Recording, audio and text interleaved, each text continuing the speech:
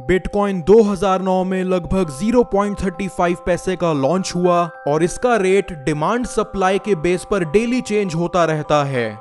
Bitcoin open sources algorithm के through generated code से मिलकर बनता है। एक बिटकॉइन में 10 करोड़ कोड्स होते हैं। इसका मतलब है जिस दिन एक बिटकॉइन 10 करोड़ रुपए का होगा तब भी आप बिटकॉइन में एक एक रुपए में भी ट्रांजैक्शन कर सकते हैं। हर एक इलेक्ट्रॉनिक कोड यूनिक होता है और वो बहुत ही ज्यादा कॉम्प्लेक्स एल्गोरिथम को सॉल्व करने से जनरेट होता है। इतनी कॉम्प्लेक्स एल्गोरिथम को सॉल्व करने के लिए कई super computer, high hash rate mining processor, 100 Gbps internet speed etcetera infrastructure की जरूरत पड़ती है।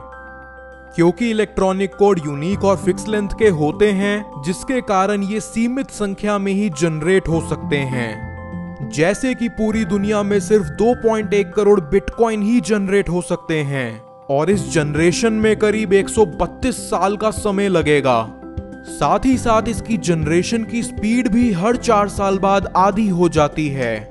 जैसे शुरुआत में प्रति 10 मिनट में करीब 50 बिटकॉइन जनरेट होते थे, जो कि 4 साल बाद लगभग 25 बिटकॉइन प्रति 10 मिनट हो गए और आज की डेट में 12.5 बिटकॉइन प्रति 10 मिनट हैं। बिटकॉइन किसी भी electronic storage device like mobile, laptop, tablet और हार्ड डिस्क में सेव कर सकते हैं, जिसे इंटरनेट का यूज करके शेयर भी किया जा सकता है। ये पीयर टू पीयर टेक्नोलॉजी पर काम करता है। इन सब खास बातों के कारण बिटकॉइन में बहुत तेजी से उछाल आया। 2009 में बिटकॉइन केवल 5 रुपए का था, लेकिन 2013 में जब यूएसए की गवर्नमेंट ने क्रिप्टो करेंसी को लीगल के साथ साथ फ्यूचर करेंसी बताया, तब इसका रेट रातों रात 60,000 रुपए से भी ऊपर चला गया। पर कुछ समय बाद ही बिटकॉइन में बहुत सारी कमियां सामने आने लगी, जैसे कि पूरी दुनिया में 132 सालों में 2.1 करोड़ बिटकॉइन बनने थे, जिसमें से शुरुआत के 4 सालों में ही लगभग 1 करोड़ बिटकॉइन बन गए। उस समय दुनिया में कुछ ही लोगों को बिटकॉइन के बारे में पता था और इसके पोटेंशियल को उन्होंने पहचाना था। बिटकॉइन के ज्यादा सप्लाई और बहुत कम डिमांड के कारण उस समय रेट बहुत कम था, तो इन लोगों ने सारे के सारे बिटकॉइन लगभग 1 करोड़ से भी ज्यादा बहुत कम रेट लगभग $1 पर बिटकॉइन पर खरीद लिए। अब जैसे ही यूएसए की गवर्नमेंट ने इसे लीगल करार दिया, तो मार्केट में असली इन्वेस्टर बिटकॉइन खरीदने तो आया, पर उसे बिटकॉइन कहीं नहीं मिला, क्योंकि सारे बिटकॉइन तो उन्हीं कुछ मुनाफाखोरों के पास थे। इस कारण बिटकॉइन का रेट रातों रात $1,000 से भी ऊपर पहुंच गया। बस इसी मौके का फायदा उठाकर मुनाफाखोरों ने अपने सारे बिटकॉइन $1,000 पर बिटकॉइन के रेट से बेच दिए और करीब $999 पर बिटकॉइन का फायदा उठाया। दूसरी तरफ मार्केट में इतने सारे बिटकॉइन की सप्लाई आने से बिटकॉइन के रेट धड़ाम से गिरकर $100 पर बिटकॉइन पर आ गए।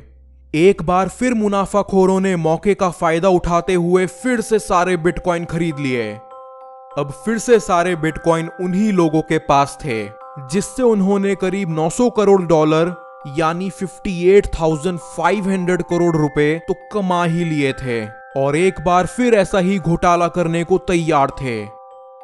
आज की डेट में लगभग 1.65 करोड़ बिटकॉइन अवेलेबल हैं, जिसमें से केवल 0.25 करोड़ बिटकॉइन ही मार्केट में ट्रेडिंग के लिए अवेलेबल हैं और 1.40 करोड़ बिटकॉइन सिर्फ हार्ड डिस्क में सेव हैं, जो सिर्फ बिटकॉइन का रेट ऊपर नीचे करने में काम आते हैं। इसका मतलब अगर आज बिटकॉइन का रेट 2 लाख रुपए है, तो वो रेट तभी अवेलेबल है जब सारी दुनिया में केवल 25 लाख बिटकॉइन हो, जबकि बिटकॉइन की असली संख्या 1.65 करोड़ है, यानी बिटकॉइन की असली वैल्यू 30,303 रुपए अप्रॉक्स है।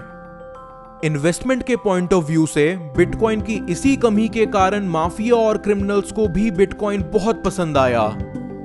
उम्मीद है आपको जानकारी पसंद आई होगी और फ्यूचर में आपके बहुत काम आएगी।